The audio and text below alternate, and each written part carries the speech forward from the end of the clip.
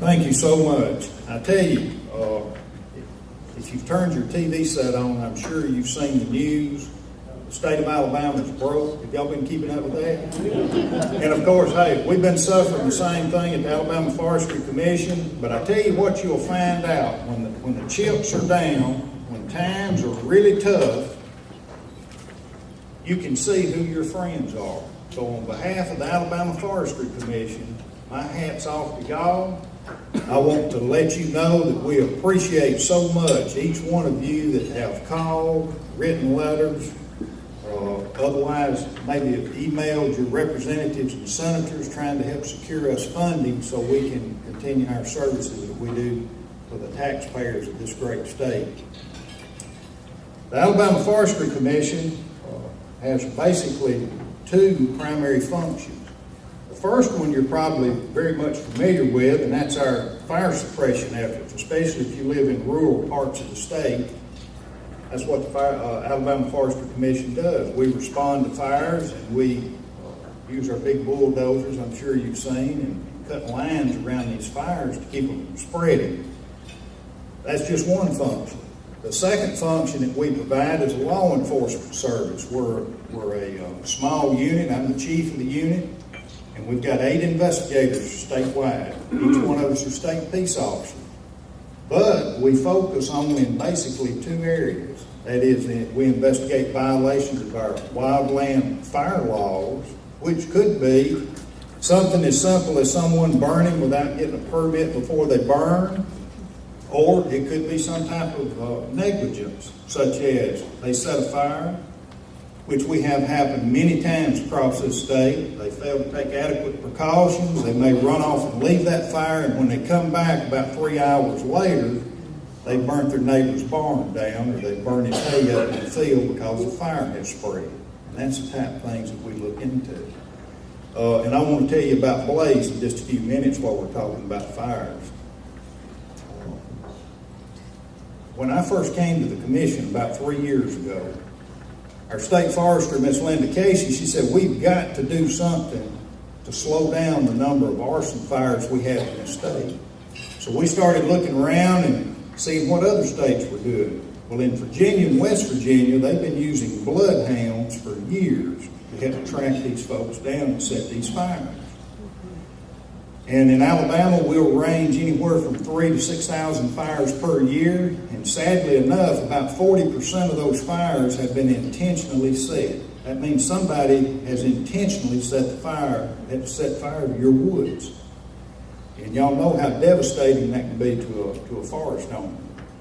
So anyway, we found out they use bloodhounds, and we secured some private funding, a lot of donations. We bought us a bloodhound puppy. We sent the bloodhound and its handler to school, all with donated funds. And believe it or not, here just a few weeks ago, did anybody see the news where we actually made our first felony arrest utilizing our dog? Did anybody see that? Oh, good. What happened, it was on a Thursday, a piece of property was set on fire. Our units responded to it. They cut a line around this piece of property. They got the fire put out. Well, the landowner shows up on Friday. He starts looking at his property. He starts seeing smoke again. When he goes to investigate, he sees a guy in the woods run. He finds 3 more sets on his property. So anyway, he calls. We get the investigator down there, and we rope an area off where he was last seen. Well, then the next morning, on Saturday morning, we get our bloodhound there. And this is amazing to me. They took his bloodhound. He puts gauze in the footprint where the guy was last seen and puts it in a bag, and he times it. Anyway, then he sets the dog over there. And they tear out down through the woods. And I'd love to have seen this with my own eyes, because our dog handler, he's only about this tall, and our bloodhound weighs over 100 pounds. So when Blaze took off, the dog handler went with him. And they went all back down through the woods, came around, hit the road, went down the road, crossed the road, went into a little subdivision, passed by several houses, and zeroed in on this one house, went up on the steps and jumped up on the door. And when they called and told me that, I couldn't believe it. So Well, I really could, but, I mean, it's just amazing to me. But anyway, of course, they talked to the guy inside the house. He denied. He said, no, I hadn't even been over there. Well, then we find some eyewitnesses that saw him the day before crossing across the road coming out of those woods.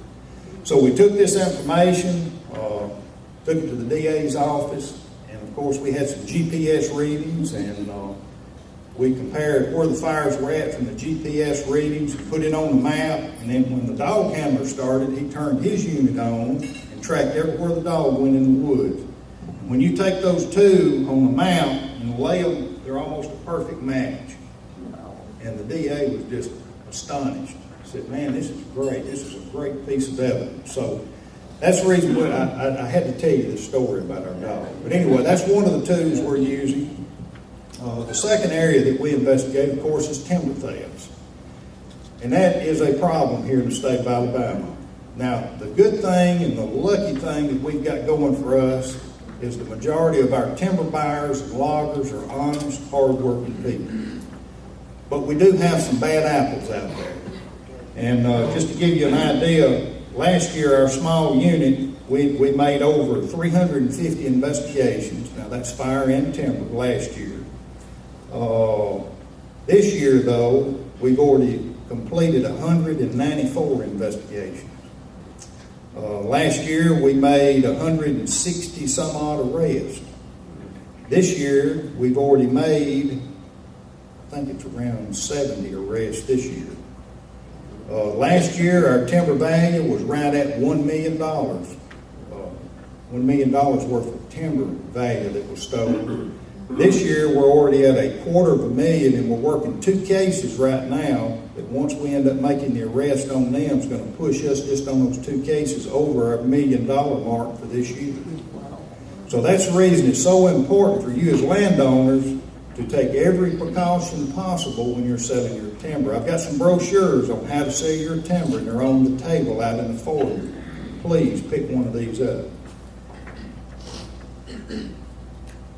Now, this is the part I like. Being able to give recognition to people that have our natural resources and our forest owners at heart. And it's with great honor that I get to present these awards. Our first recipient is our Prosecutor of the Year Award for the year 2010. And I want to tell you a little something about her before we present this award to her. She's from Etowah County. And we had a guy in Etowah County that we'd had numerous complaints on. And every time we turned around and looked at this guy, we were told, well, it's civil. It's a civil matter. It's not criminal. Well, we finally, after consulting with our prosecutor from Etowah County, we went over and looked at a lot of the civil suit records. And we found several civil suits. And guess what they were pertaining to? Timber matters, where he had cut timber and failed to pay them, didn't fully pay them for everything he should have paid them for. So, coupled with that information, our Prosecutor of the Year was able to help us push this case on through circuit court. And thanks to her guidance, we ended up getting a 5-year prison sentence on this guy. The judge has placed him on probation on the condition he makes restitution to the victim. He's got to fully pay them back. And in addition to that, he can't do anything in the timber industry for 3 years, which I thought was a great victory for the landowners of Alabama, because they don't have to fool this guy anymore.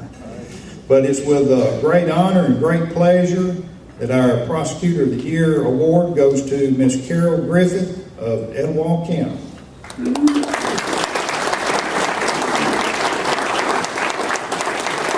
Our second category is our Law Enforcement Officer of the Year award. This award is going to go to an officer. He's been with the Alabama Forestry Commission for more than 25 years.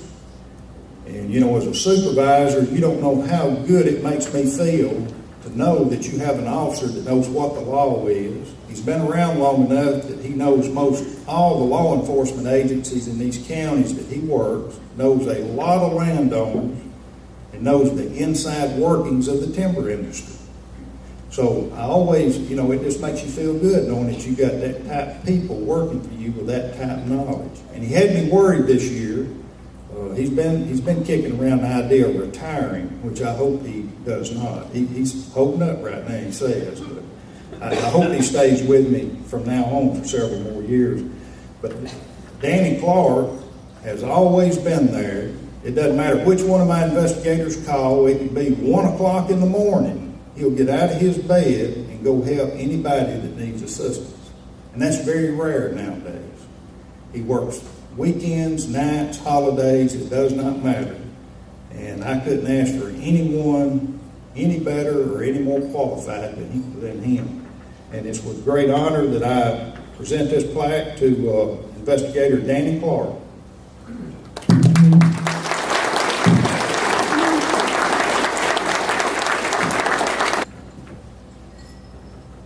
And our third category is Judge of the Year, and he was not able to attend our banquet tonight, but he's very much deserving of this award. He's been on the bench for over 8 years. He's the district judge in Escambia County. And I tell you, when you go into his courtroom, you as the landowner and you as the victim are at the top of his priority list. He's fair and he's impartial. But if the evidence is overwhelming and he's convinced that you're guilty, and he will find you guilty and then make sure that that landowner is paid restitution for whatever damages.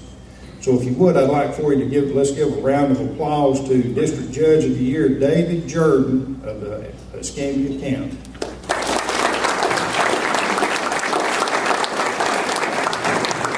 And we'll be getting with a representative of the Forest Owners Association, and we'll go down and we'll present this award to the judge and get some pictures taken and have it published in their local newspapers.